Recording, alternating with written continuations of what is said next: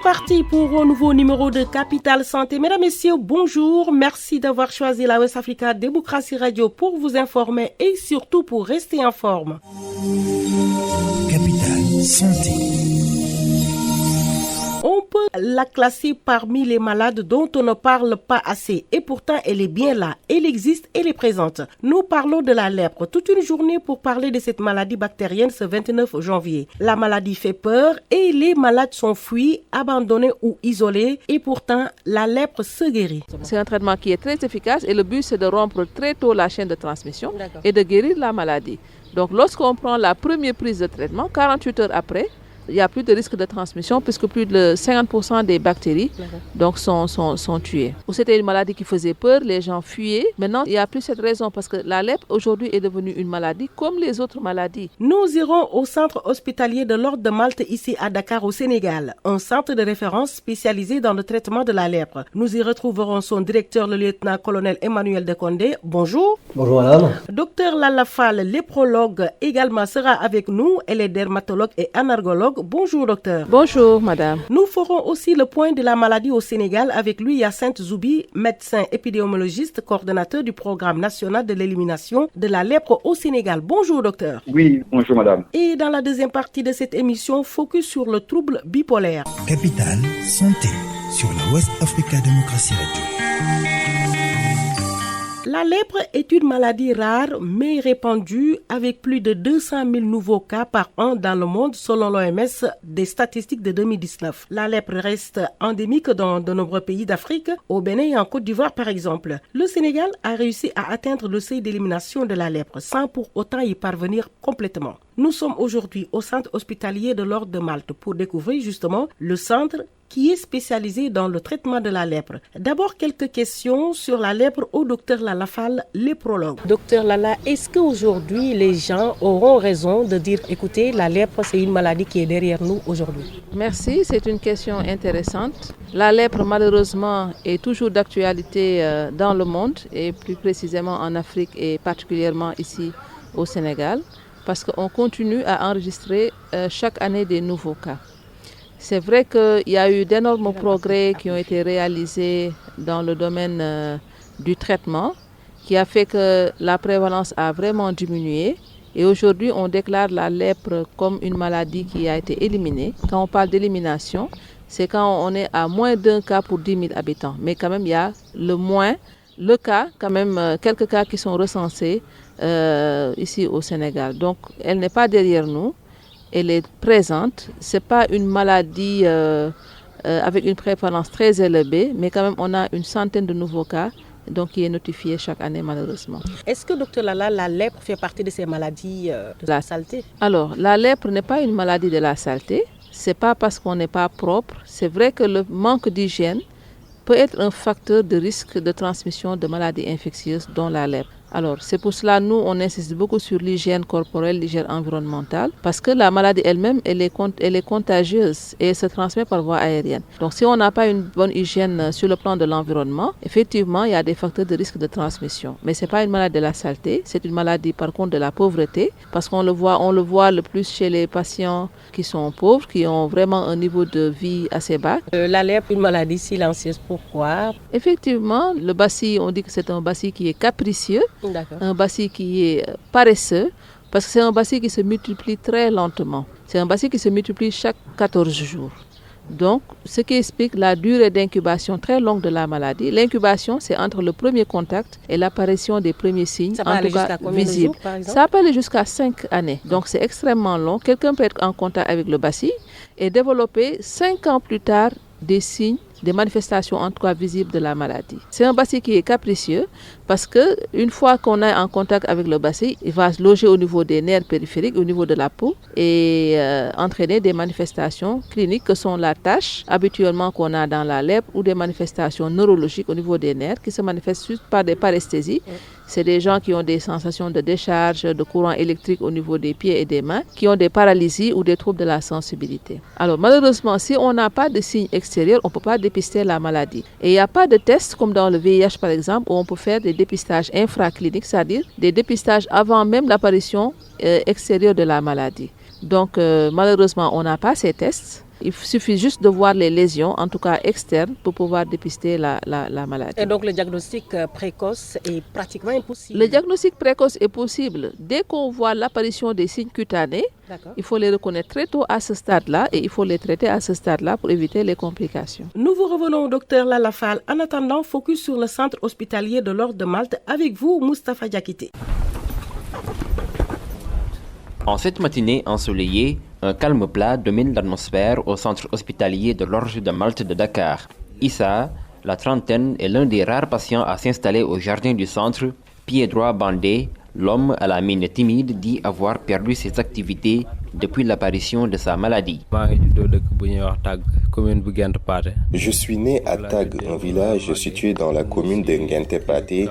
C'est dans la région de Kaffrine, c'est là où j'ai passé ma jeunesse. Cette maladie date de longtemps. Depuis 2009, je vis avec. Dès son apparition, je ne savais de quelle maladie il s'agissait. Je la traitais, mais ça n'arrivait pas à guérir. Alors, je suis parti à Hambourg avec mon père pour me soigner. Mais après plusieurs traitements, rien ne marchait. Je ne parviens pas à travailler à cause de mon pied. Au début, je faisais des travaux champêtres, mais depuis l'apparition de ma maladie, je n'arrive plus à travailler convenablement. J'ai donc décidé d'arrêter. Né d'une famille pauvre, Issa n'avait pas les moyens de se soigner suite à l'apparition de la lèpre. Il a ainsi bénéficié de l'appui de bonne volonté pour être pris en charge. Un jour, une femme du nom de Mariama est venue me voir. Elle a décidé de me prendre en charge. C'est grâce à elle que j'ai commencé un bon traitement. Mais quelque temps après, la maladie commençait à revenir. C'est ainsi qu'elle m'a conduit ici au centre hospitalier de l'Ordre de Malte en 2009. Quand je suis ici, le centre était en réfection. Je suis alors parti à Koutal, dans la région de Kaolack, en attendant la fin des travaux.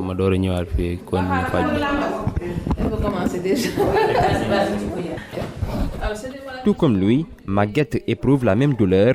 Installée sur son lit d'hospitalisation, cette sexagénaire a galéré avant d'être conduite à l'hôpital Fann.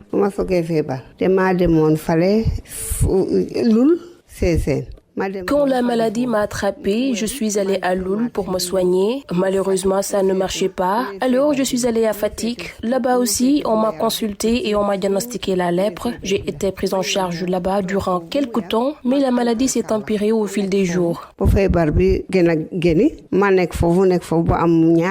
Alors, on m'a transférée à l'hôpital de Kaolack. J'ai été prise en charge pendant 2 mois là-bas, mais je n'arrivais toujours pas à guérir. C'est ainsi que les médecins ont décidé de me transférer ici, au centre hospitalier de l'Ordre de Malte. Arrivée à un stade avancé de la maladie, Maguette est contrainte d'être amputée des 2 jambes. La lèpre laisse également des séquelles sur ses membres supérieurs. Ses doigts se sont accolés. Aujourd'hui, elle ne peut plus se mouvoir. La maladie a rongé mes pieds. 1 an après mon entrée, j'ai été opérée. Depuis lors, je suis restée ici pendant 10 ans. Ma famille ne m'a pas abandonnée. Tout le monde est à mon chevet. Mes enfants me soutiennent malgré leurs maigres moyens. Avant la maladie, j'étais artisan et j'évoluais dans le secteur de la poterie. Mais le mal est venu, j'ai arrêté le travail. Chaque fois qu'un de mes doigts me faisait mal, les médecins le coupaient. C'est pour cela que mes doigts se sont accolés comme ça.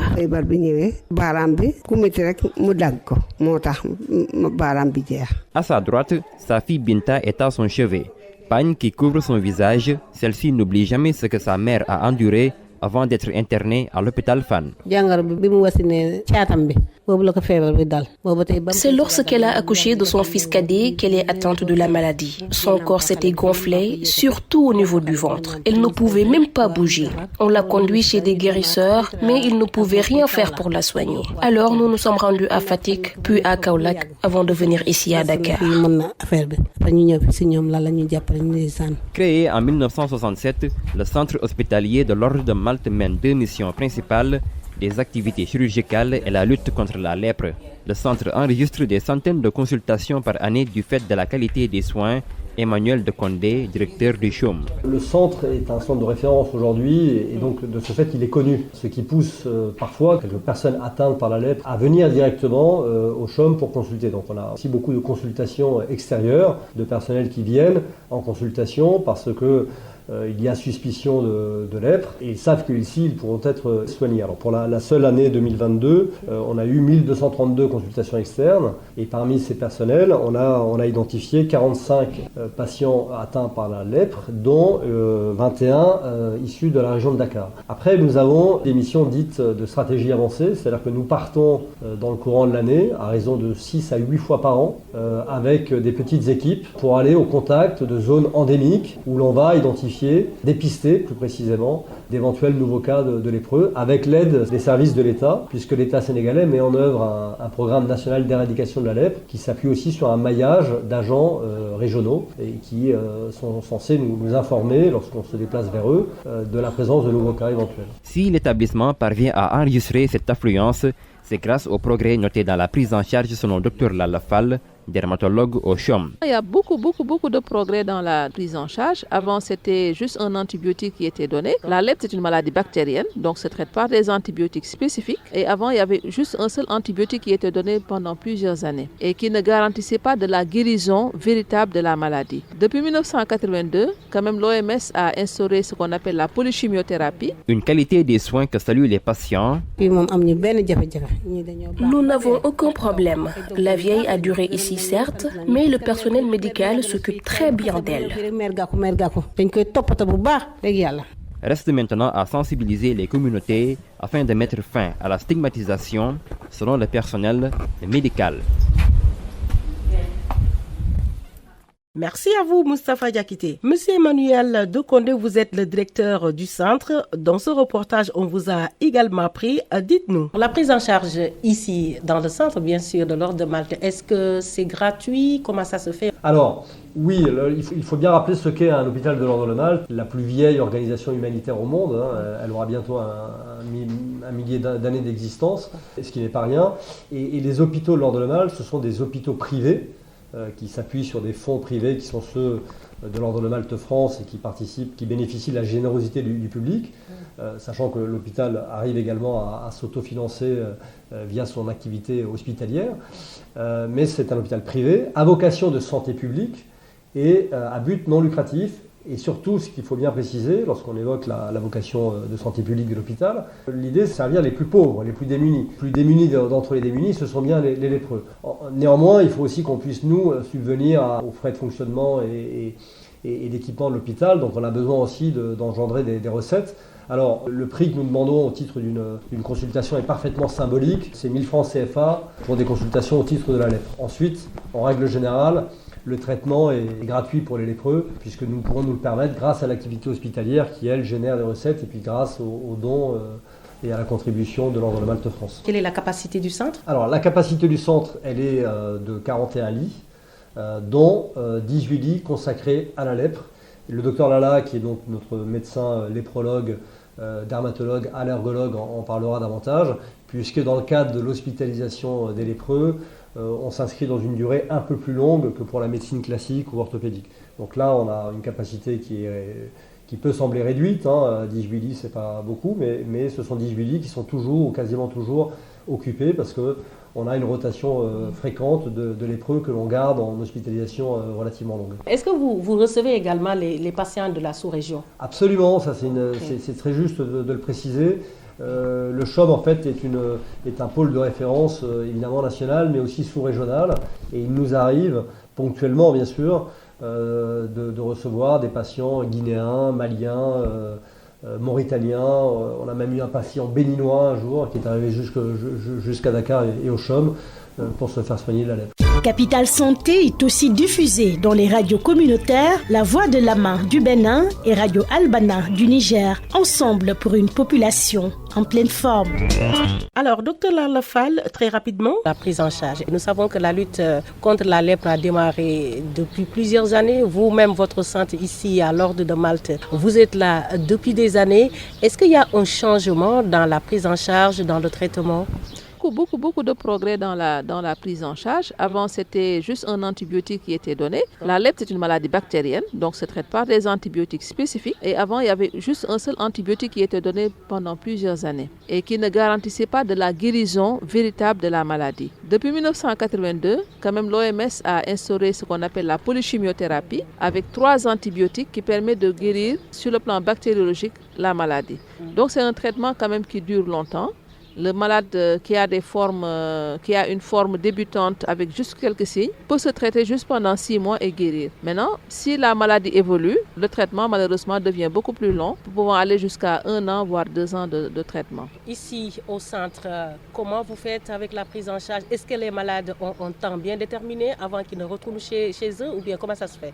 Alors la prise en charge, on a ouvert des consultations parce que tous les malades ne sont pas systématiquement hospitalisés. Les nouveaux cas ne sont pas systématiquement hospitalisés. Parce que la lèpre aussi, ce n'est pas une maladie qui est extrêmement contagieuse. D'accord. La contamination n'est pas aussi rapide que ça. Ce n'est pas comme la tuberculose ou la COVID-19. Et donc vous pouvez vivre par exemple avec oui, les parents, les proches on a vu des familles où il y a un seul cas de lèpre dans la famille. D'accord. Et aucun autre cas dans la famille n'a été contaminé. Donc ce n'est pas une transmission qui est aussi rapide. Maintenant, il y a des risques chez un patient par exemple qui a une forme évoluée de lèpre, qui est dans sa communauté, dans sa famille, peut transmettre, comme ne peut ne pas transmettre. Donc, comme je l'ai dit, il y a des cas de lèpre où c'était le seul cas dans la famille. On a d'autres cas aussi, on a plusieurs cas dans la famille. Donc, ce n'est pas une maladie très contagieuse. Donc, il y a eu d'énormes progrès et le traitement permet de rompre très tôt aussi la chaîne de transmission.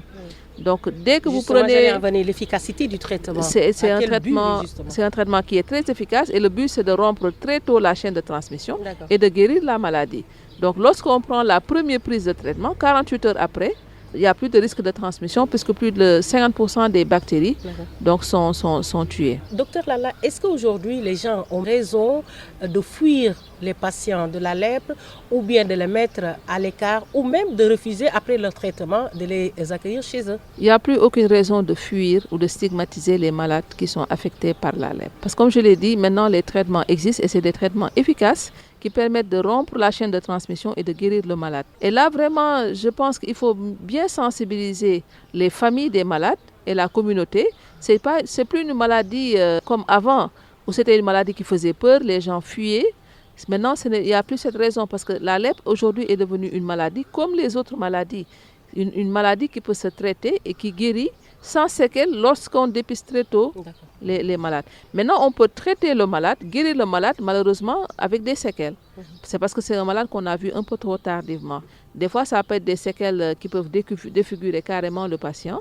Mais un patient traité et guéri avec des déformations n'est pas un malade contagieux ni dangereux. Ce centre est orthopédique également. Est-ce qu'après le traitement pour les patients qui sont complètement défigurés, ils nécessitent après une chirurgie? Vous leur proposez ça ou bien c'est une nécessité qui s'impose? C'est à la demande du patient. Un patient qui a été traité et guéri avec des séquelles, à sa demande, peut bénéficier d'une chirurgie de réhabilitation. Soit c'est une paralysie au niveau de la main, au niveau des pieds. Malheureusement, on ne fait pas encore de chirurgie au niveau des paralysies faciales du visage, mais on en fait au niveau des membres inférieurs et supérieurs. Mais ça, c'est à la demande du patient. Ça ne devient pas une nécessité en fait? Ce n'est pas obligatoire. Si le patient demande à être réhabilité, là, on le met en rapport avec nos chirurgiens qui ont été formés dans la réhabilitation des paralysies liées à la lèpre. Comment prévenir justement la lèpre? Alors, maintenant, il y a un moyen de prévention qui commence à être expérimenté dans les foyers à risque, parce qu'il y a des foyers, soit c'est des familles de malades déjà connus ou bien des zones endémiques où on a beaucoup de cas de lèpre. Il y a un moyen de prévention qu'on commence vraiment à expérimenter, c'est la chimioprophylaxie avec la rifampicine. Donc il y a beaucoup de travaux qui sont en train d'être menés au Sénégal et qui ont été menés aussi dans d'autres pays et qui ont prouvé leur efficacité. Lorsqu'on donne la dose de rifampicine chez les sujets qui sont exposés et qui n'ont pas la lèpre, ça peut le protéger de la maladie jusqu'à un degré de protection de 67%.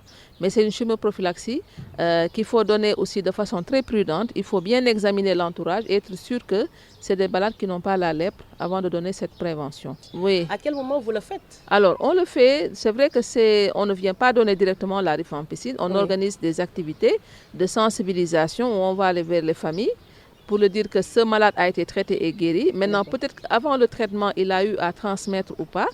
Et on fait d'abord une sensibilisation. Ensuite, on fait un dépistage. On va aller voir tous les membres de la famille, on répertorie tous les membres de la famille. On fait un dépistage de tous les membres de la famille.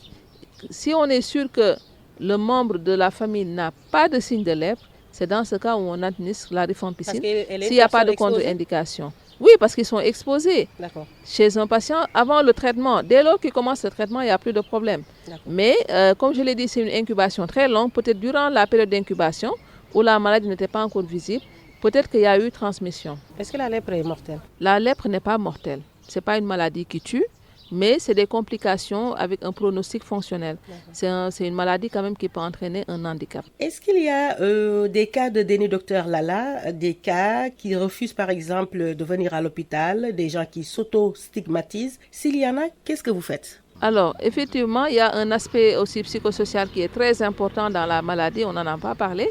On a un service social qui est présent depuis 2015 qui nous appuie un peu dans l'accompagnement au centre et dans la réinsertion justement. Il nous arrive d'avoir des malades qui font un déni carrément de la maladie, qui ne sont pas d'accord. Alors, je ne peux pas vous avancer de chiffres, mais c'est très minime. La plupart du temps, quand on leur explique bien, ils acceptent la maladie et ils prennent le traitement. Maintenant, l'autre souci, c'est le partage. C'est des patients d'habitude, par peur d'être stigmatisés, ne partagent pas au sein de leur famille. Nous, notre priorité, c'est de pouvoir donner les traitements et que le patient puisse respecter le traitement pour pouvoir guérir, quand même parce qu'une maladie qu'on ne traite pas bien va continuer à évoluer avec les risques de transmission. Merci. Avant de boucler ce chapitre sur la lèpre, un point sur la lutte au Sénégal avec Louis-Hyacinthe Zoubi, médecin épidémiologiste, coordonnateur du programme national de l'élimination de la lèpre. Faites-nous d'abord le point de la lutte. Le PNL, c'est-à-dire le programme national d'élimination de la lèpre, la mission principale, c'est de lutter contre la maladie, selon la politique du ministère de la Santé et de l'Action sociale, et prendre en charge les différents cas de patients liés à cette maladie. Ici, au Sénégal, est-elle en régression réellement? La maladie est sous contrôle et elle est progressivement en régression. Pourquoi? Parce que si, au regard des données statistiques, sur une période de 10 ans, nous voyons très bien que nous régressons progressivement. Depuis 2016, où nous avons obtenu, sinon enregistré, 332 nouveaux cas de lèpre. L'année dernière, nous étions à 184 nouveaux cas de lèpre dépistés sur toute l'étendue du territoire national. Pour 2022, nous avons actuellement des données parcellaires sur lesquelles on ne peut pas actuellement se prononcer, puisqu'il faut consolider les données et pouvoir les interpréter. Alors, donc, pour l'instant, nous sommes à 178 nouveaux cas de lèpre pour 2022. On pense qu'après consolidation, on serait peut-être en dessous de ce chiffre. Alors, docteur Louis, on a tendance à se dire que la lèpre est derrière nous aujourd'hui, que ce soit ici au Sénégal, en Afrique en général ou même dans le monde, que la lèpre est derrière nous. Aura-t-on tort de le penser? Non, on n'aura pas tort de le penser, puisque la lèpre, elle existe, elle est bien présente au sein des communautés. Alors, donc, il n'y a pas que seulement que le Sénégal qui est un pays endémique à la lèpre. Donc, dans la sous-région, les pays de la sous-région aussi enregistrent de nouveaux cas de lèpre. Alors, si je prends le cas de la Côte d'Ivoire, ils sont presque à 500, voire 600 nouveaux cas de lèpre par an. Contrairement au Sénégal, qui notifie moins de 200 nouveaux cas de lèpre par an. Nous savons que d'habitude, c'est une maladie vraiment qui fait que le patient ou bien la personne qui en est atteinte, le plus souvent est exclu. Les gens, j'ai envie de dire, l'abandonnent complètement. Est-ce que dans la stratégie ici au Sénégal, vous prenez en compte ces détails? Les malades sont exclus par leur propre famille. Alors, parce que ces malades sont parfois stigmatisés au sein même de la famille ou au sein du quartier ou de la ville à laquelle ils sont.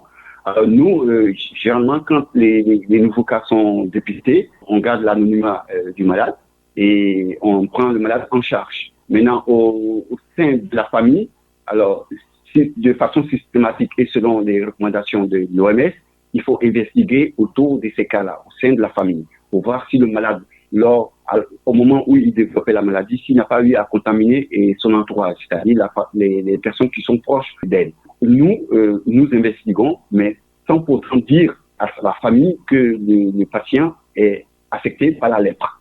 Si le malade nous donne son accord, il n'y a pas de problème, nous, on peut informer la famille. Mais au cas contraire, pour éviter la stigmatisation et le rejet de ce patient au sein de la famille, nous gardons l'anonymat. Nous investiguons et s'il y a d'autres cas que nous enregistrons à la suite de cette enquête, soit nous informons le chef de famille après discussion et si nous voyons réellement qu'il n'y aura pas cette notion de stigmatisation au sein de la famille, nous informons le chef de famille. Au cas contraire, nous traitons la personne qui a été dépistée ainsi que le premier malade. Mais nous avons aussi des stratégies pour pouvoir lutter cette stigmatisation. Et justement, comment vous faites pour lutter contre cette stigmatisation? Nous organisons des causeries, nous faisons des visites à domicile pour discuter avec les familles, pour essayer de parler de la lèpre, pour les faire comprendre ce que c'est réellement la lèpre.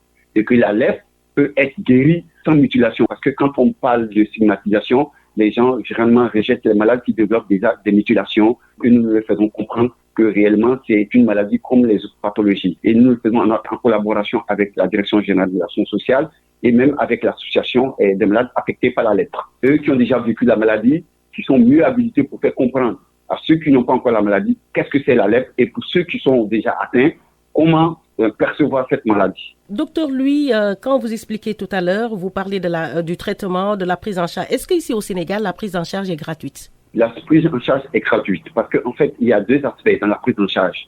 Il y a la prise en charge de cas simples de lèpre qui est gratuite et la prise en charge des cas compliqués. Parce que vous savez, quand on développe la lèpre, il y a un moment à un autre, on peut être dans une phase de complication, c'est-à-dire les réactions. C'est-à-dire la réponse immunitaire par rapport au traitement que le malade reçoit. C'est la PCT qui est la molécule qui entre dans le traitement de la lèpre simple. Elle est offerte gratuitement à tous les malades affectés par la lèpre au niveau du Sénégal. Alors donc ces produits sont offerts gratuitement par l'OMS. Maintenant pour la prise en charge des cas compliqués, c'est d'autres produits qui viennent en complémentarité avec la PCT. Alors donc ça c'est la prénisolone. Maintenant pour les analyses complémentaires qui rentrent dans la prise en charge de la complication, là, c'est à la charge du patient. Mais nous avons des partenaires également qui nous accompagnent dans la prise en charge sociale pour les malades qui sont très démunis et qui ne peuvent pas être dans la disposition de pouvoir acheter ou de faire certaines analyses complémentaires. Donc, nous les prenons en charge. Donc, presque dans tous les sites de prise en charge qui se trouvent au niveau des centres de santé, nous avons là-bas des assistants sociaux qui prennent en charge ces cas-là. Après une enquête sociale qui prouve réellement que le malade est démuni, qui ne peut pas se prendre en charge pour la complication qu'il présente vis-à-vis de cette maladie. Tout à l'heure, en expliquant, vous disiez que vous organisez des causeries. Est-ce que cela veut dire que quelque part, le Sénégal, les Sénégalais ne sont pas très au fait de la lèpre, de la maladie, de cette maladie de la lèpre? Est-ce que les gens ignorent encore ce que c'est? Oui, il y a certaines tranches de la population sénégalaise qui ignorent encore la présence de cette maladie au sein de la population. Généralement, pour la population, pour certaines personnes, la lèpre est égale à une malédiction où la lèpre est héréditaire, alors qu'en réalité, c'est juste une maladie infectieuse comme les autres pathologies. Et c'est la fin de Capital Santé. Merci à l'Ordre de Malte, à son directeur Emmanuel Decondé et au personnel. Merci à mes collègues qui m'ont aidé dans la production. Également, merci à vous, auditeurs, pour votre fidélité à la West Africa Démocratie Radio, à la WADR et à cette émission santé. Retrouvez justement cette production sur notre site wadr.org. Je suis Essouli Diédiou. Rendez-vous est pris lundi prochain. Capital Santé est aussi diffusé dans les radios communautaires La Voix de l'Ama du Bénin et Radio Albana du Niger, ensemble pour une population en pleine forme.